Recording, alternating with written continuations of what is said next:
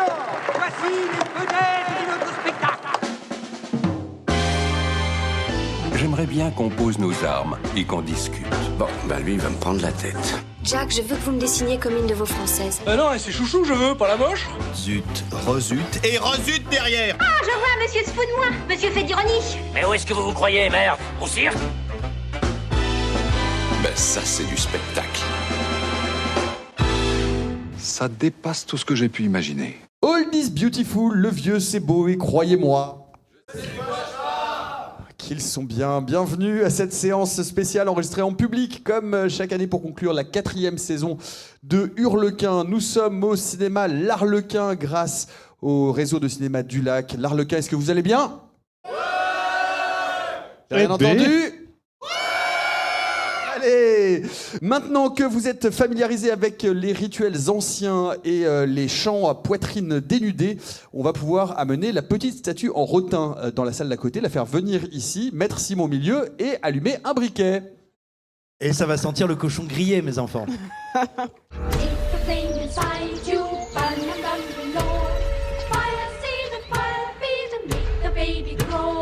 You'd want to be around here on 80. Not the way you feel. Where is Rowan Morrison?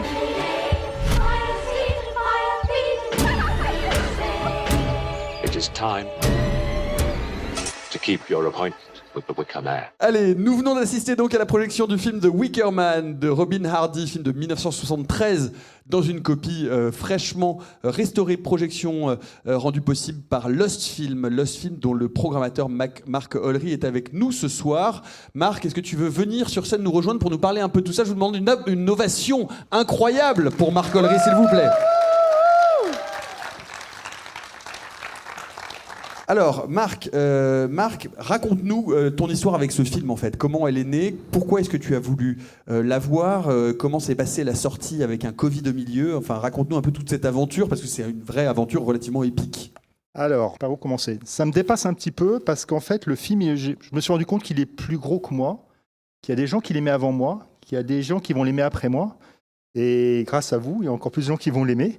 Et en fait, tout vient d'un truc tout bête, c'est le choc de Midsommar. Après, c'est vrai qu'il y a les fans de Wicker Man qui connaissaient déjà Wicker Man. Quand ils voient Midsommar, ils se disent il a tout pompé, Ari Aster. Mais je pense que c'est plus compliqué que ça. C'est ce que vous faites aussi quand vous parlez du cinéma. C'est que le cinéma, il se répète, il évolue, les films, ils arrivent en parallèle, en opposition, et ça devient autre chose. Et en fait, moi, en découvrant Midsommar, j'ai envie de découvrir Wicker Man, et je me rends compte que ce film, il a eu plein de vie, et que au moment de le ressortir, je lui donne une nouvelle vie, puis là, il continue avec vous ce soir. Du coup, c'est assez passionnant parce que ce que l'on vient de voir ici à l'Arlequin, c'est une version Director's Cut. Il y a vraiment une histoire complètement folle que tu peux nous raconter avec l'histoire de ce film, de ces pellicules, de ces différentes versions, et surtout du fait qu'on pense qu'une partie des pellicules originales ont été enterrées sous une route bétonnée. Raconte-nous ça. Alors, il y a plein d'urban légendes autour du film. Pour commencer, c'est le premier film de Robin Hardy. Il est tourné en 72 par une petite société qui s'appelle la British Lion. C'est un film à 3 têtes, j'ai envie de dire. S'il existe, si des gens l'ont fait exister, c'est parce que il y a quelqu'un de plus important que Robin Hardy, qui est évidemment Christopher Lee, qui joue Lord Summerall dans le film, et qui est un de ses plus beaux rôles parce que c'est un méchant. Christopher Lee, il en a fait beaucoup, mais c'est un film qu'il a vraiment voulu porter et défendre à chaque fois qu'il était en interview. Quand il continuait tout au long de sa carrière, il parlait de ce rôle-là, tout simplement parce qu'il avait quelque chose à défendre. Il n'était pas simplement avec des canines, le sang qui sort des lèvres, une cape noire. Et puis c'est vrai qu'on arrive à un moment, on est en 72, où le genre de l'horreur british, du cinéma gothique, de la mort, gothique, ouais, bien sûr. s'essouffle, et qu'il y a plein de réalisateurs qui pensent le cinéma fantastique et d'horreur différemment. Et là, ce qui est particulier sur ce film-là, en fait, ce qui est plus important que le film lui-même, c'est que quand le film est fini, Robin Hardy, c'est son premier film. Il s'associe, il écrit avec quelqu'un qui est un nom qu'on connaît, Anthony Sheffer. On connaît aussi son frère, qui est scénariste. Et Anthony Sheffer, la même année, pour vous donner une idée, ça situe vraiment le personnage. Il est scénariste de 3 films encore plus importants et plus connus que The Wicker Man. C'est Le Limier. Il adapte sa propre pièce avec Mankiewicz pour le cinéma Le Limier. Et au moment de The Wicker Man, qui est écrit avec Robin Hardy, il n'assiste pas au tournage parce qu'en fait, il repart à Hollywood avec Hitchcock pour écrire Frenzy. Et c'est des films qui jouent autour de la même thématique. Quand le film est fini, la British Lion, les exécutifs, cette petite société est rachetée par un plus gros groupe qu'eux. On parle beaucoup de ça aussi en ce moment, qui est un groupe qui n'est pas du tout dans le cinéma à la base, qui est EMI. Et en fait, il y a plein de films qu'on aime, qu'on n'imagine pas, mais quelques années après, Voyage au bout de l'enfer, c'est aussi un film qui est produit par EMI. Voilà, ça s'ouvre, le film s'ouvre sur ce logo-là. Et les gens d'EMI, quand ils voient le film, ils disent « Mais qu'est-ce que c'est que ce truc ? Il est hors de question que ça sorte ». Dans la pièce, il y a une légende qui dit qu'il y avait Christopher Lee et Robin Hardy. Christopher Lee est sorti, il a dit « Bon, très bien. Vous allez voir de quel bois je me chauffe ». Et en gros, Christopher Lee, il sait que le film est inscrit à Paris, dans un festival qui n'est pas encore ce qu'on va appeler le Festival du Grand Rex, mais qui est le Festival des films fantastiques de Paris. Il va obtenir le Grand Prix. Et en fait, ce tout petit truc-là, d'un petit festival français, c'est sa 2e ou 3e édition, je ne sais plus où avait lieu à l'époque les séances, mais ce n'était pas encore au Rex. D'un seul coup, ils se disent « Bon, allez, ce film, on va le sortir ». Il dure 1h40. Mais pour le sortir, ils disent ok, il va sortir, mais vous allez le grouper avec un autre film. On va faire un double programme. Ce sera le petit film de série B. Il fait 1h40. Vous allez me le réduire. Il fera 1h25. On va l'associer avec un film plus important, avec un plus beau casting, avec un peu plus de moyens. Vous l'avez ? 73, un grand film anglais de la British Horror. Ne vous retournez pas. Il a eu juste là-bas, ouais. De Nicolas Roeg, Donald Sutherland et Julie Christie. Et en fait, c'est le petit film. Et les films partagent, pareil, peuvent se lire vraiment en regardant l'un de l'autre énormément. C'est marrant comment ces deux films peuvent dialoguer. Et en fait, le film, quand il sort en Angleterre, quand il est exploité, d'un seul coup, il fait plus qu'1h25. Et donc pendant longtemps, on tire des copies sur 1h25. Le film, il a sa petite carrière. En France, il sort pas. Hein. Il fait des festivals de par le monde. Il y a des gens qui s'intéressent au film pour qu'il existe, qu'il sorte ailleurs, qu'il soit vendu. Il faut imaginer, par exemple, que là, le festival de Cannes vient de se finir. Au moment de la pré-production du film, il y a un Wickerman en osier, quelque part à Cannes, pour justement faire la promo du film avant qu'il sorte. Et donc ce film, il existe. Il sort dans quelques pays. Aux États-Unis, c'est un peu une petite exploitation en drive-in ou autre, ou dans des grandes villes. Il y a Roger Corman qui est intéressé. Donc il y a une copie qui est envoyée à Roger Corman pour qu'il le voie. En fait, il y a des copies qui sortent par le monde dans la version complète, mais qui ne sont jamais montrées. Et comme le film est exploité sur une durée d'1h25, il a sa vie pendant des années. Il fait des festivals fantastiques. Et en France, il n'est jamais sorti. Il est sorti vraiment très tardivement. C'est une autre société, les Acacia, qui le sort en 35 mm. Et quand il l'exploite, le matériel d'origine à la source du laboratoire qui existe et sur lequel on met la main, c'est toujours cette version d'1h25. Pour finir, ce film, Christopher Lee est toujours vivant, Robin Hardy est toujours vivant. Pour fêter les 40 ans en 2013, le BFI, la Cinémathèque anglaise, a envie de le restaurer le mieux possible. Si vous allez sur Facebook, le groupe il existe encore un petit peu. On fait un appel dans le monde entier à trouver le maximum d'éléments du film pour essayer de retrouver et de composer une version d'1h40. On n'y arrive pas, on arrive à un entre-deux, qui est la version qu'on revoit ce soir, qui fait 1h34. Donc on l'appelle la Final Cut, pas parce que c'est la cut finale du directeur, du réalisateur, parce qu'en fait c'est la seule qu'on peut avoir le mieux possible sous la main. La légende selon laquelle le négatif original a été littéralement enterré sous une portion d'autoroute en construction en Angleterre parce que les copies avaient été entreposées là et le chantier a avancé. Et voilà, c'est vrai ou c'est pas vrai ça ? Alors, je ne sais pas tout sur tout, mais ça fait partie des légendes urbaines. Comme quoi, en effet, il y a un moment, on a démoli quelque part un stock et puis ça a pu finir, en effet, sous les matériaux qu'on construit une route. Mais pour en savoir plus, dans la chance que j'ai eue autour de ce film-là, j'ai pu rencontrer les fils de Robin Hardy, qui eux-mêmes ont vécu ça, ils étaient enfants en fait. Et le film, en fait, il a un culte qui le dépasse lui-même, quoi. Donc eux, ils ont mis la main aussi sur des sources, des éléments. Ils ont composé un livre avec des archives. Ils ont même fait un documentaire sur leur père et ce film. Parce qu'en fait, il a pris plus de place que la normale. Il faut imaginer qu'à l'époque, il y a une revue anglaise qu'il avait baptisée le Citizen Kane de l'horreur. Parce que c'était un film qui basculait un peu, qui bousculait les codes, comme Wells avait pu les bousculer dans les années 30-40. Pas parce que c'était un génie, mais parce qu'en fait, d'un seul coup, on faisait différemment avec tous les moyens du cinéma. Oui. On reparlera avec toi un petit peu. Je vais redonner la parole aux camarades. Ce qui est intéressant, je le disais en introduction, c'est que donc on estime aujourd'hui que The Wicker Man est vraiment la pierre, le milestone, la pierre fondatrice de ce qu'on appelle aujourd'hui le folk horror. Si vous avez vu Midsommar, vous voyez évidemment les liens. Sophie, tu l'as beaucoup vu. C'est intéressant parce que Hardy lui-même disait qu'il voulait faire un film d'anti-horreur. C'est vrai que pour les habitudes du Hurlequin, c'est pas un film qui joue la carte de l'horreur à fond. Enfin, je veux dire, c'est même pas un film qui fait extrêmement peur. Mais ce qui est intéressant, c'est que sans faire très peur, il met en place des codes qui sont pas de sang, pas de noir, pas de jumpscare, tout en pleine lumière. Et ça, c'est dévastateur et c'est surtout complètement nouveau. Et ça va donner les codes de ce nouveau genre cinématographique, Sophie. En réalité, la folk horror, c'est rigolo parce qu'on considère souvent que The Wicker Man, c'est le pilier de la folk horror, ou en tout cas de la folk horror actuelle, comme on l'a décliné notamment avec Midsommar, qui est devenu, in fine, un deuxième pilier de la folk horror. Mais c'est un peu comme quand on dit que Blair Witch, c'est le pilier du fan footage. Techniquement, c'est pas vrai. C'est pas vrai parce qu'avant, on a eu... Cannibal Holocaust, on a eu des choses pour la télévision qui ont exploré le fan footage, mais c'est que ça vient mettre un marqueur. En fait, si on cherche, déjà la folk horror, ça vient de la littérature, de la littérature qui tend vers le romantisme milieu du 19e siècle, parce que c'est toute la littérature qui vient convoquer le païen, le mystérieux, la nature, l'isolement, et en fait c'est...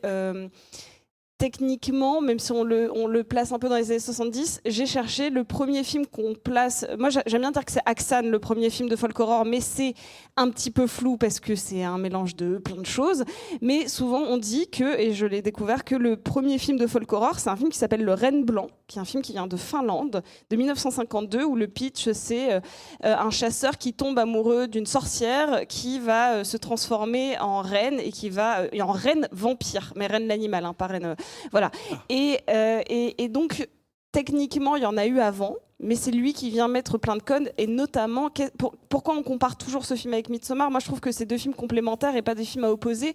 Ari Aster, il est venu piocher des thématiques, des relais de symboles. Il est venu notamment chercher cette lumière totale et absolue, cette absence de nuit, là où particulièrement la folk horror, parfois tend au contraire avec de la nuit totale, parce que l'autre genre qu'on peut rapprocher de la folk horror, c'est généralement le film de sorcière. Et il y en a où c'est très compliqué de dire est-ce que c'est un film de sorcière, est-ce que c'est de la folk horror. Et récemment, quand il y a eu ce revival de la folk horror, The Witch, est-ce que c'est de la folk horror, est-ce que c'est un film de sorcière ? Pour moi, c'est les deux. Mais en tout cas, c'est très lié, quoi. Mais c'est intéressant, Simon, peut-être là-dessus, parce que la folk horror, c'est donc un genre qui utilise les rituels, les croyances populaires, l'isolement géographique. C'est pas les monstres, c'est pas les maisons hantées. Et la peur est censée venir de la communauté elle-même. Mais dans The Wicker Man, la communauté, elle est très sympathique. Enfin, je sais pas, moi, je veux bien aller vivre là-bas, perso. Alors, en tout cas... Alors, c'est ça qui est assez intéressant. Et il y a un autre parallèle, effectivement, me semble-t-il, à faire avec L'Exorciste.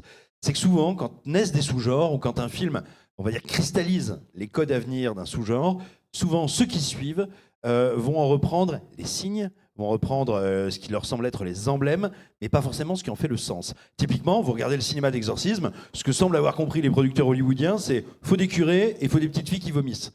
Bon, ils n'ont pas compris que dans L'Exorciste, les curés arrivaient dans les 20 dernières minutes du film et que la petite fille, c'est pas juste une petite fille qui vomit, c'est une angoisse sur qu'est-ce que c'est qu'une famille monoparentale, qu'est-ce que c'est qu'une femme indépendante, qu'est-ce que c'est qu'une crise d'adolescence dans les années 70. Et tu oublies les nonnes lubriques. Évidemment. Oui, évidemment. Et donc, exactement de la même manière, dans la folk horror, on a repris l'idée qu'il y a une communauté avec des rites bizarres, souvent qui fait des trucs en bois un peu chelous, qui a des masques ou des petites espèces de quasi-poupées vaudou. Et c'est un peu tout ce qu'on en retient, c'est pour ça qu'on va vers les ténèbres. Alors que ce que nous dit le film de Hardy, et que je trouve passionnant, c'est beaucoup plus une opposition des croyances. Et typiquement, notre personnage principal, notre héros, c'est un peu un héros négatif, hein. C'est quand même un flic qui est couillon, qui est bas du front, qui est là pour représenter l'autorité, sinon l'oppression. Et donc, du coup, vers où va notre empathie ? C'est pas du tout évident dans le film. Et il me semble que c'est ça qui est beaucoup plus intéressant dans la folk horror. Et justement, quand plein de gens ont dit oui, Aster, il a un peu pillé ce film pour faire Midsommar, moi je suis pas tout à fait d'accord. Il a retrouvé dans la caractérisation qu'il fait de ces personnages d'étudiants américains ou anglo-saxons Je sais pas si je me rappelle plus, ils sont tous américains. Ils sont tous américains, ils vont tous en Suède. Voilà, pour moi, justement, il reprend le paradoxe. Pour moi, il parle plus de colonialisme et de colonialisme intellectuel, mais là aussi, il oppose des croyances et des fondements à qui on peut se rapprocher. Est-ce que c'est eux? Est-ce que c'est les Américains? Est-ce que c'est les Suédois? Enfin, moi, c'est un film passionnant. Je trouve. Absolument. Et juste pour en finir, et avant de passer la parole à mes copains, moi, là, à la revoyure, il y a quelque chose que je trouve incroyable dans les 5 premières minutes du film, parce qu'il faut dire le pitch quand même. Le pitch, c'est donc un policier de la couronne qui est envoyé sur une île relativement isolée, enclavée d'Écosse, parce qu'on a signalé à la police qu'une jeune fille y avait disparu. Et il va arriver dans une communauté extrêmement structurée, extrêmement fermée, mais plutôt joyeuse, ripaillante et fornicante, ce qui, pour lui, bon britannique, bon teint, est absolument insupportable. Ce qui est intéressant, la première séquence du film, c'est une scène d'Eucharistie. D'Eucharistie, c'est à la messe, et c'est une scène finalement très sobre. On ne qualifie pas ou on ne caractérise pas cette cérémonie religieuse comme étant absolument horrible ou abominable. Et après, ça déjà pour moi, ça dit un truc très fort. On a vu plein de séquences à l'église dans plein de films. Dans le dernier À couteau tiré, on peut voir un prêtre qui harangue tout le monde, mais c'est très rare de voir un rituel réaliste. Et c'est très bizarroïde quand on le voit. Pourquoi? Ça nous dit déjà un premier truc, c'est que le cinéma, c'est un art profane. C'est intéressant de revenir à ça. Qu'est-ce que c'est la séquence juste après? J'en finis là et je trouve ça génial et ça dit toute l'ironie du film. C'est donc ce policier chrétien qui vient de boire le sang du Christ et d'avaler le corps du Christ, et ben il va marcher ou voler sur l'eau avec son hydravion. Et avec la musique qu'il y a derrière, évidemment, on sait déjà que ça va pas se passer super bien pour Monsieur Howie. Alexis, un mot peut-être justement sur ce à quoi Simon a refusé de répondre. Film tourné presque entièrement en plein jour, ensoleillé, pas de nuit, pas d'ombre, pas d'obscurité gothique. Est-ce que c'est cette décision de mise en scène finalement le pari le plus courageux et qui vraiment pour une première fois, même si on est peut-être qu'on peut discuter sur la nature même de ce film comme étant un film d'horreur, mais en tout cas il y a quelque chose qui est en train de se passer de manière intéressante sur cette notion de communauté anxiogène. Bah oui, et puis enfin, pour parler spécifiquement de la mise en scène, il faut, je pense, dire un mot des débuts de carrière de Robin Hardy. C'est son premier long métrage de fiction pour le cinéma, mais c'est pas la première fois qu'il réalise des films, puisqu'il est documentariste. Il s'est essayé au documentaire, et ça se sent beaucoup dans la mise en scène de The Wicker Man. Je pense que sa volonté de faire un film anti-horrifique vient de là, en fait. D'essayer de chercher l'étrangeté et la bizarrerie qui est immédiatement accessible, sans avoir à rajouter du style ou des effets de manche qui sont un peu plus spectaculaires. Et ça, c'est dès le début du film, c'est très palpable, parce qu'on a ces plans qui sont quasiment subjectifs. Quand le personnage de Howie commence à regarder un peu les vitrines dans le village, et qu'on voit notamment les pâtisseries qui ont des formes un peu étranges, qui ressemblent presque à des espèces de fétiches bizarres, et qui sont filmées vraiment en caméra portée, presque comme un reporter télévisé qui ferait des images d'illustration pour un reportage. Et ça crée tout de suite une espèce de flux de cinéma très direct, très brut, qui contribue, je pense, à donner au film un parfum d'authenticité assez marqué.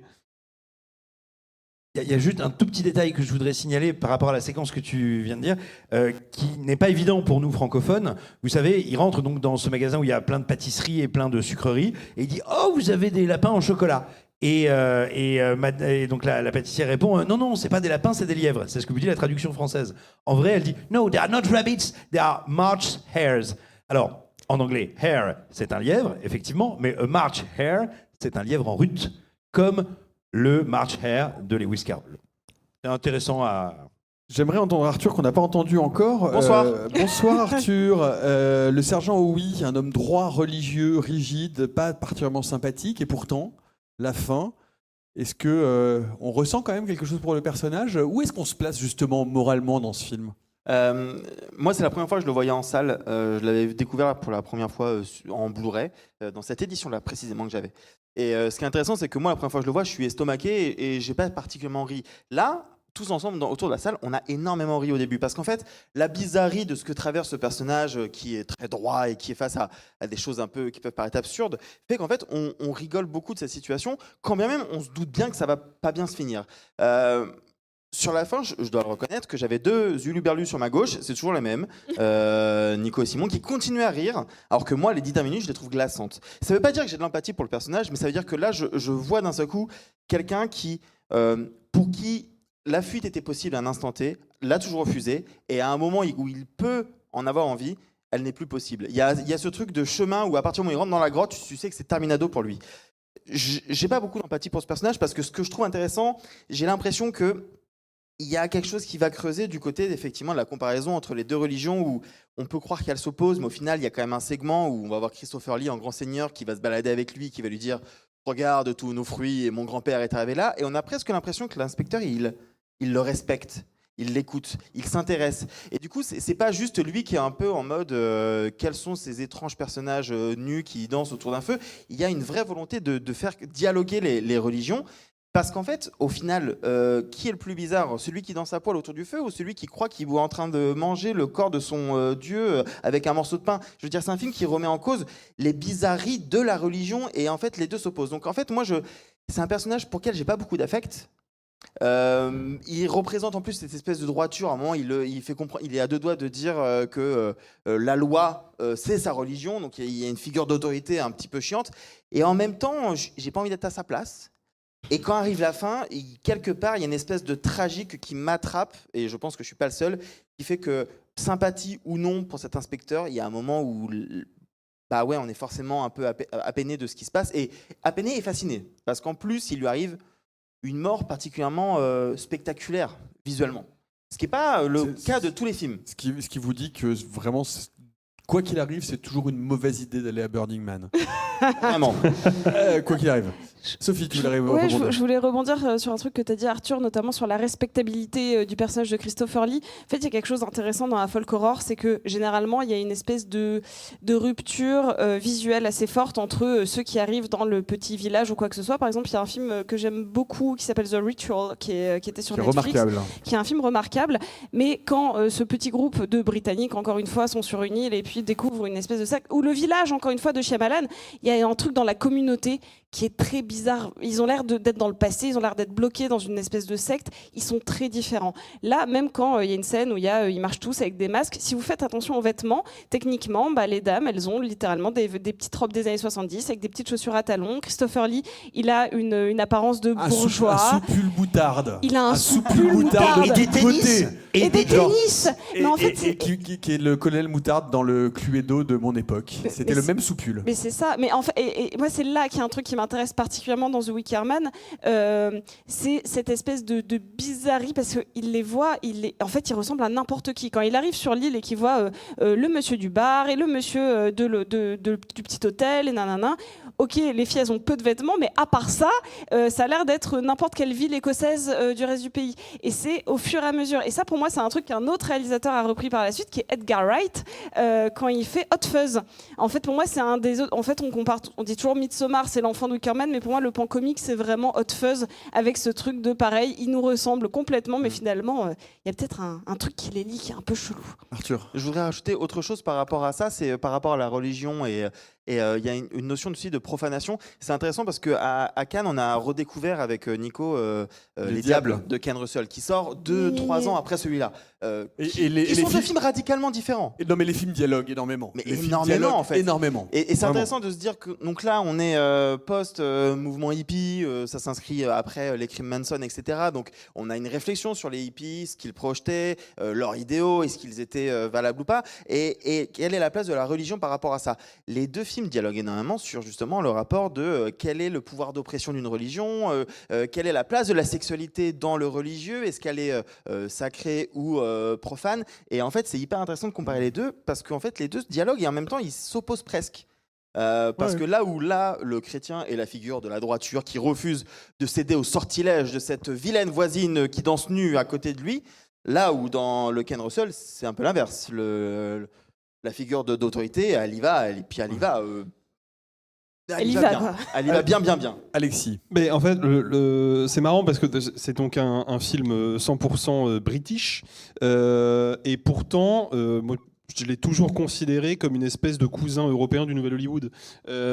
Déjà parce qu'il traite effectivement du mouvement hippie à peu ou prou au moment de sa disparition, ou plutôt dans sa queue de comète, et il s'interroge sur qu'est-ce que le mouvement hippie a laissé, avec évidemment, on peut pas ne pas y penser, la famille Manson, avec ce gourou qui dirige tout le monde à la baguette et qui arrive à rendre romantique et séduisant et conviviaux des meurtres atroces.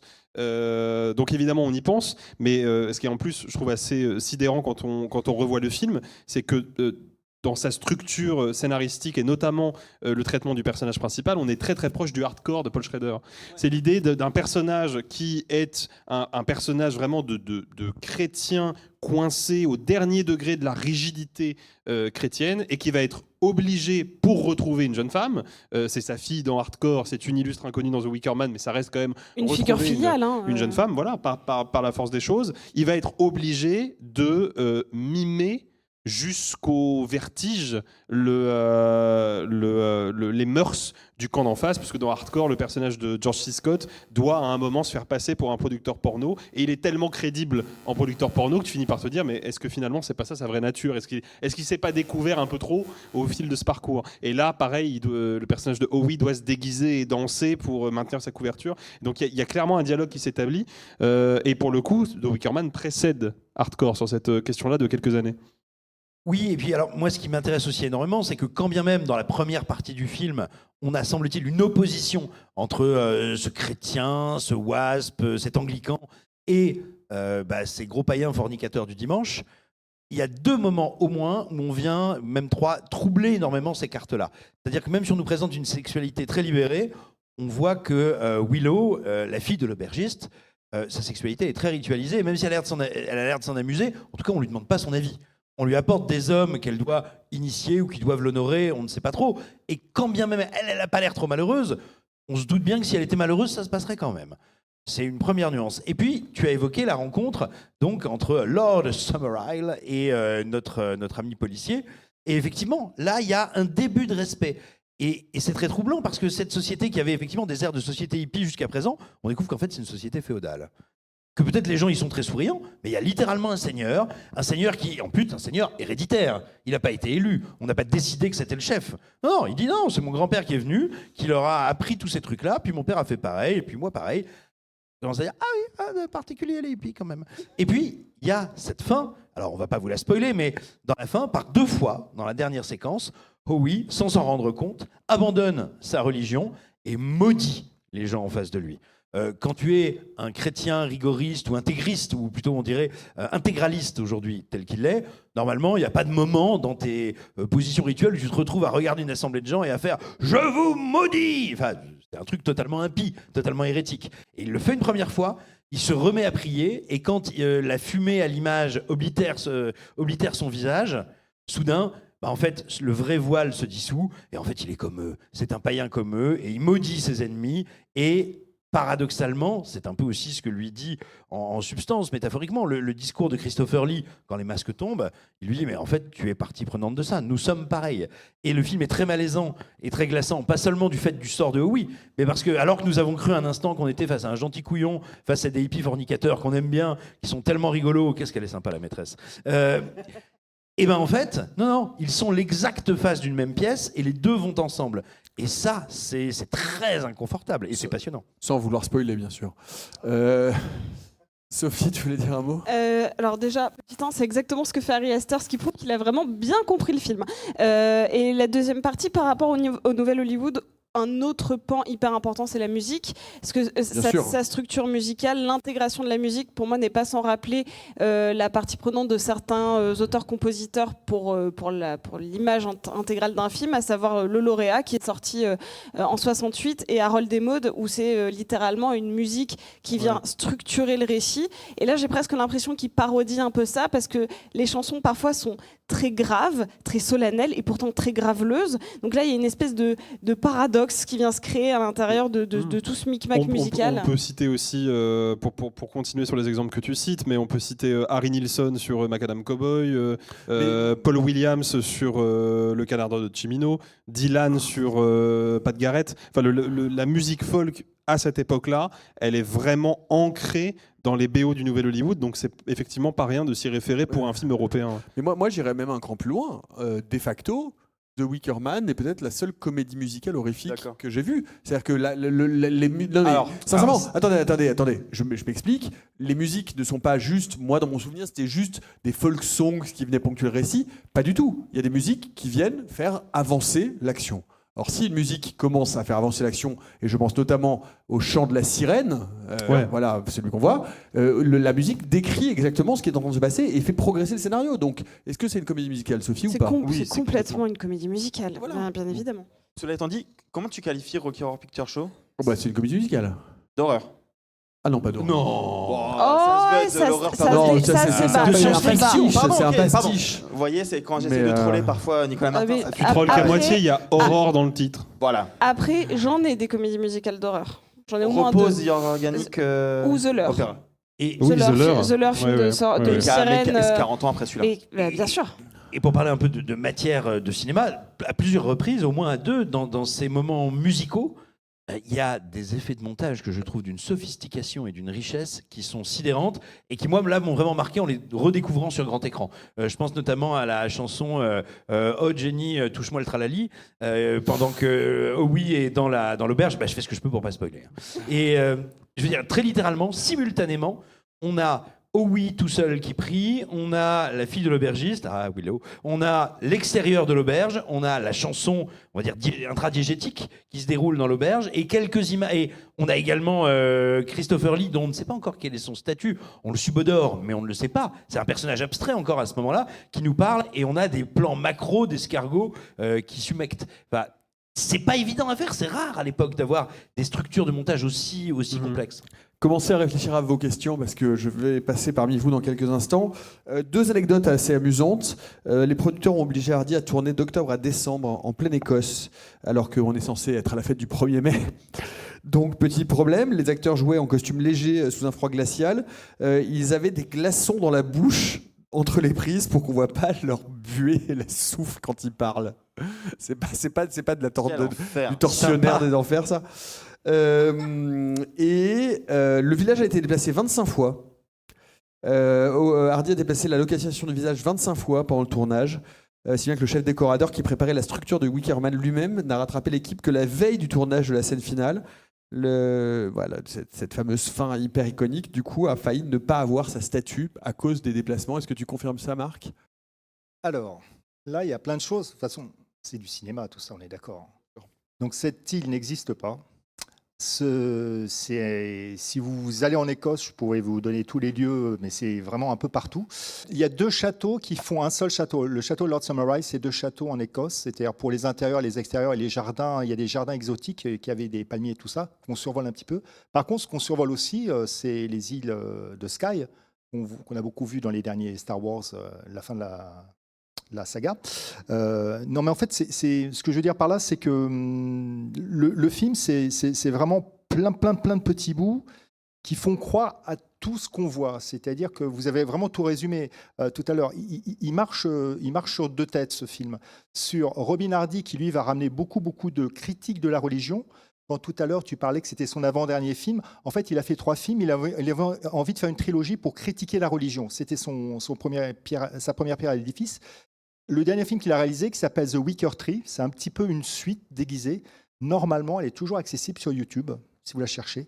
C'est un peu raté, mais ça participe du même principe et du même principe que Midsommar. Il a tourné, il avait 80 ballets. Non. Pas moins que ça. Non, 2013. Ouais, c'est ça. 2013, un petit peu avant, mais en fait, ce que je veux dire par là, c'est que la partie de Anthony Sheffer, le scénariste, c'est ce qu'on appelle The Game. C'est-à-dire, The Game, c'est le jeu, mais c'est aussi l'appât. The Most Dangerous Game, les chasses du comte Zaroff, c'est la proie. Et là, en fait, il y a un piège qui se referme. Dans Midsommar, c'est aussi ça, en fait, ce que raconte le film. Et donc, ce film, il est vraiment sur deux têtes. C'est-à-dire, on va s'appuyer sur des choses existantes, des rites anciens, des rites européens. Ça, c'est vraiment ce que ramène Robin Hardy. Et ce que ramène, lui, plutôt dans le scénario et dans l'idée du film, c'est tout le côté policier, et en effet de pièges qui se referment et d'enquête. Et surtout, en fait, ce qu'il faut dire, c'est que ce film-là, on en parle comme d'un film d'horreur, mais c'est comme quand on parle de duel. comme un film fantastique, c'est juste qu'il a eu le prix Avoriaz, qui est le festival du film fantastique. Et en fait, tout ça, ça dépasse le film lui-même. Et pour rebondir sur ce que vous dites aussi, qui est super important, en effet, je pense, c'est la musique. Les musiciens, Gary Carpenter, c'est des gens qu'on voit vraiment jouer et chanter dans l'auberge et qui accompagnent toute cette équipe. C'est-à-dire que vous avez à la fois c'est pour ça que vous avez un petit peu tout dit sur le côté documentaire, réaliste. Vous avez des vrais comédiens et aussi des gens du coin, des petites villes d'Écosse où avait lieu le tournage. Ils se situent sur plein d'endroits très différents, mais il y a un endroit qui s'appelle Newton Stewart. Moi, j'ai eu la chance, pour les 50 ans du film, de voir cette restauration dans la salle de cinéma de Newton Stewart avec des fans qui ont fait un gathering exprès. Le lendemain, donc il y avait 2 fils. Tu en es sorti vivant, ce qui est une bonne chose. J'en suis sorti vivant, je pense que c'est un de mes plus beaux souvenirs de cinéphile. Et ils préparent un prochain rendez-vous en 2028. Et ils ont reconstruit un Wickerman sur les lieux exacts des locations là, de la scène finale à Burrowhead. Pareil, vous cherchez Burrowhead, il y a un camping. Vous pouvez exactement aller à l'endroit où était planté le Wickerman. Et ils ont reconstruit donc, des fans et des gens locaux, une artiste locale, un Wickerman de 4 mètres qu'on a remis en feu le 1er mai pour célébrer les 50 ans du film. C'était complètement fou. Vous aviez pris quoi? Rien du tout. Mais du cidre et des pommes, en fait. Buvez des pommes. Buvez des pommes. Dernière question avant de prendre une question du public ou plusieurs questions du public. Et comme quoi, c'était écrit dans mes notes, donc j'ai vraiment mon cerveau est en train de moisir. The Wickerman sort donc en 73. 73, donc c'est la même année que L'Exorciste. Merci. En Grande-Bretagne, il sort donc en double programme avec Don't Look Now de Nicolas Rugg. Peut-être Simon, un mot là-dessus. 73, c'est quoi pour le cinéma de genre? Est-ce que c'est une très bonne année. Oui, non, mais, je te remercie. Non, mais ces trois films marquent quelque chose d'une forme de. On est avant la standardisation. C'est une année qui raconte quand même que tout le monde a un petit peu peur. Pardonnez-moi. Aux États-Unis, en Europe, de ce qui se passe autour de la famille. Quand on est une famille nucléaire, les enfants meurent et ça nous obsède. On peut ne pas être père comme ici, mais chercher des enfants disparus et se heurter à une autre manière de faire groupe, de faire famille, hein, une autre forme d'unité de production. Et puis, aux États-Unis, avec l'Exorciste, oh mon Dieu, il y a des familles monoparentales, il y a des femmes aux cheveux courts. Quoi ? Qui n'ont pas de mari. Non, mais qui n'ont pas de mari, qui élèvent des enfants adolescentes. Qui se masturbent avec des crucifixes. Qui sont en train de faire leur puberty. Et c'est peut-être terrifiant. Et peut-être que le sacré, l'Église, le religieux, pourrait nous sauver de ça. C'est des films qui nous disent que oui, mais non. Et c'est assez intéressant comme synchronicité. C'est vraiment des films qui te parlent à la fois des angoisses autour de la famille nucléaire, peut-être de ses impossibilités, de ses impasses. Et ajouter pour l'année 1973, en dehors des frontières du cinéma d'horreur, pour l'anecdote, c'est aussi l'année de sortie de L'Homme au pistolet d'or, le deuxième James Bond avec Roger Moore, dans lequel on retrouve Christopher Lee et Britt Eklund. Et avec 3 tétons. Et exactement, ouais. Comme quelqu'un. C'est vrai, c'est pas une vanne, c'est vraiment la caractéristique de son personnage. Et c'est comme ça qu'on le reconnaît en plus. C'est comme ça qu'on le reconnaît. Une question de notre camarade du public. Bonsoir, camarade du public. Bonsoir. Alors déjà, merci pour la diffusion. Alors j'avais une petite question par rapport aux inspirations du film, parce qu'en voyant le film, moi j'ai eu l'impression que tout le temps le film criait son amour pour la littérature d'Arthur Machen. Je voulais savoir si éventuellement il était cité dans les inspirations du film, notamment dans la dualité des religions et dans le fait qu'on essaie d'avoir une résurgence du paganisme et de ce qu'il appelait le petit peuple. Alors, je vous suis très reconnaissant de poser la question. Pour moi, elle représente un vrai dilemme. C'est-à-dire que soit je vous dis oui, je suis absolument d'accord, soit je vous dis je ne l'ai jamais lu. Et donc voilà, j'hésite encore, je vous dis dès que j'ai tranché. Non, mais du Crowley, en tout cas sur le retour du paganisme, moi je suis assez d'accord avec ça. Enfin, je veux dire, avec ce moment où on comment dire, j'ai été plus honnête que Nicolas. Mysticise le babacoulisme. C'est-à-dire de se dire qu'il peut y avoir une dimension mystique et de retour au dieu soleil, Invictus, etc. Bon, bref. C'était très, très, très imprécis comme commentaire. Très médiocre. Bonjour, mademoiselle. Vous avez très jolis cheveux. Quel est votre prénom? C'est Josie. Bonjour. Simon, à la pause, tu m'as dit à quel point tu aimais l'interprétation de Nicolas Cage dans le remake de ce film. Un petit mot? Not the bees! Not the bees! Alors, il faut rappeler de quoi il s'agit. Alors, il s'agit donc d'un remake de The Wicker Man, que je vous encourage, mais vivement de regarder parce que c'est un des plus grands Z de tous les temps. Et il y a une scène avec un ours cogneur qui est bien meilleure que celle de The Revenant. Là, il est premier degré, hein. Il troll pas. Hein. Oui, non, vraiment. Elle est plus brève et vachement plus marrante. Je me permets de te dire que tu es dur avec ce remake, parce qu'en fait, comme tous les remakes, il faut voir ce qu'il va chercher et comment il va se l'approprier. Après, c'est comme beaucoup de remakes hollywoodiens qui vont refaire Massacre à tronçonneuse ou des films de zombies et qui vont un peu lisser les choses. Mais je trouve que c'est un film sur lequel il faut se pencher, mais qui maintenant est presque plus dur à voir que celui-là. Tout à fait.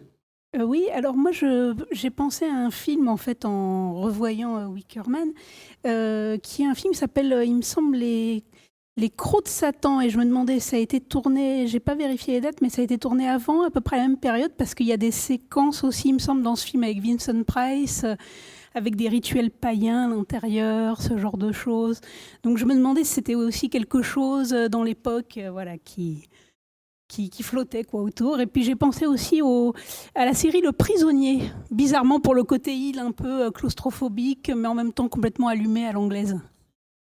Ça doit être 69. Le Prisonnier, 69 de mémoire. Ouais, je dirais 69 de mémoire, mais il faudrait. Vous êtes passé le mot pour nous poser des calls ce soir, non? C'est ça. Parce que personnellement, je l'ai pas vu le film avec Vincent Price. Marc avait quelque chose aussi. Non, mais par rapport au Prisonnier, c'est évident parce qu'il faut pas oublier une chose, c'est que pour nous, Edward Woodward, c'est vraiment un inconnu.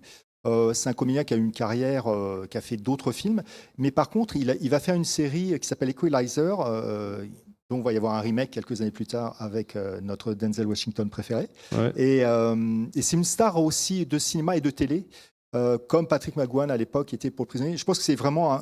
En fait, The Wicker Man, c'est devenu un film un peu icône ou pop qui a été repris et pillé, où il y a eu des hommages, de même que je pense que le Prisonnier aussi, ça a été le cas, de même que toutes ces séries. En fait, moi, ça me renvoie, quand je découvre le film, je me dis, tiens, on dirait un Alfred Hitchcock présente, ou on dirait la quatrième dimension. En fait, c'est un sujet qui est très court sur son synopsis, mais qui tient la route comme toutes ces séries qu'on aimait bien. Grâce à sa DA, grâce à l'ampleur du cinéma que ça déploie, évidemment. Une petite anecdote intéressante, Christopher Lee a joué gratuitement dans le film. Alors on ne sait pas s'il a été brushé gratuitement ou pas. Il a été perruqué gratuitement, je pense. Brush perruqué, on ne sait pas. Toujours est-il qu'il considère The Wicker Man comme le meilleur film de toute sa carrière, devant tous les Dracula, devant Le Seigneur des Anneaux. Et il a passé des années à appeler personnellement des critiques pour qu'ils aillent voir The Wicker Man en proposant même de leur payer leur place. Quand tu reçois un coup de fil de Christopher Lee, tu dis oui à ce qu'il te propose. C'est ça, peu importe la proposition. Merci monsieur. Alors moi je négocie, je dis ok, et est-ce qu'après on peut se regarder tous les deux ensemble Les Rivières Pourpres 2? Salopard. En vrai, je trouve ça hyper touchant comme anecdote. Oui. Genre d'avoir cet acteur immense qui a été acclamé quand même pour une carrière diverse, même si très identifiée, notamment dans le cinéma de la Hammer, et d'avoir ce projet qui est au final tout petit au moment où il sort et qui n'a pas l'ampleur qu'il souhaite, de s'investir à ce point-là, je trouve que c'est hyper mimi. Tu confirmes, c'est pas un mot. Mais en fait, je confirme parce que c'est vrai qu'assez souvent dans les interviews, il en parlait très librement. Et vraiment, quand je vous dis, à un moment, il dit, vous allez voir ce qui va se passer, c'est qu'il sait déjà que lui, il va inscrire chez son copain Schlockhoff, qui a créé le festival à Paris. Il sait que le film va aller à Paris et qu'il va avoir un destin, en fait. Je pense qu'il a ça entre les mains et qu'il a toujours eu envie d'aider comme ça. De même qu'il s'est beaucoup mouillé pour essayer que le film soit vendu ou sorte à l'étranger, aux États-Unis. Mais ça n'a pas vraiment beaucoup plus pris que ce circuit un peu à part du drive-in ou de quelques grandes villes américaines qu'il montrait. Par contre, après, c'est vrai que c'est un film qui faisait beaucoup de festivals. Robin Hardy l'a beaucoup accompagné aussi dans les années 80. Mais moi, je me demande dans quelle mesure le fait que le film ait eu un parcours de vie compliqué, le fait que Robin Hardy ait rien réalisé par la suite pendant quand même 13 ans, parce que son deuxième long métrage, c'est The Fantasist en 86. Donc, est-ce que ça n'a pas aussi contribué à intensifier le culte autour? Parce que quand tu as un rapport vraiment de culte à un film, si ce film est en quelque sorte un film de niche ou un demi-film de niche, ça intensifie d'autant plus le rapport que tu peux avoir avec cette œuvre-là. C'est peut-être pour ça qu'il y a autant de gens qui l'aiment et qui le vénèrent au point de faire des événements publics, de recréer des hommes d'osier pour les brûler, etc. C'est précisément parce que ça n'a pas été un gigantesque carton en salle, quoi. Et puis parce que du coup, c'est une œuvre que tu peux faire découvrir. C'est ça. Quand tu découvres ce film et bien d'autres à 15, 20, 25, 30 ans, le premier truc que tu te dis, c'est faut que je le montre aux copains. C'est dingue, ils savent pas ce qui les attend. Eh bien, si vous n'avez pas d'autres questions, je voudrais un tonnerre d'applaudissements pour Marc Ollery de Lost Film qui nous a permis cette projection et qui a si bien travaillé ce film, défendu, va bosser pour le rendre accessible et pour vous le rendre accessible ce soir. Merci beaucoup Marc d'avoir été avec nous. Merci Nicolas, merci à toute l'équipe. Je vous suis avec amour et je suis accro. Merci beaucoup. L'amour est partagé, Marc. D'ailleurs, comme dans The Wicker Man, on a une salle à part dans laquelle nous allons te rejoindre tout à l'heure, sur des coussins en satin. Pour te brûler. J'ai des allumettes. Parfait. Allez, on était ravis de faire comme d'habitude cette fin et cette clôture de saison de Hurlequin avec vous, c'était super. On se retrouve vendredi pour les actus de la semaine. Il sera question de backrooms et de backrooms, mais pas avec la même utilisation. Et pour Hurlequin saison 5, on se retrouve à la rentrée, toujours au cinéma l'Arlequin, toujours grâce à Dulac Cinéma. Bye les amis et gloire à Hurlequin. Bye, ciao.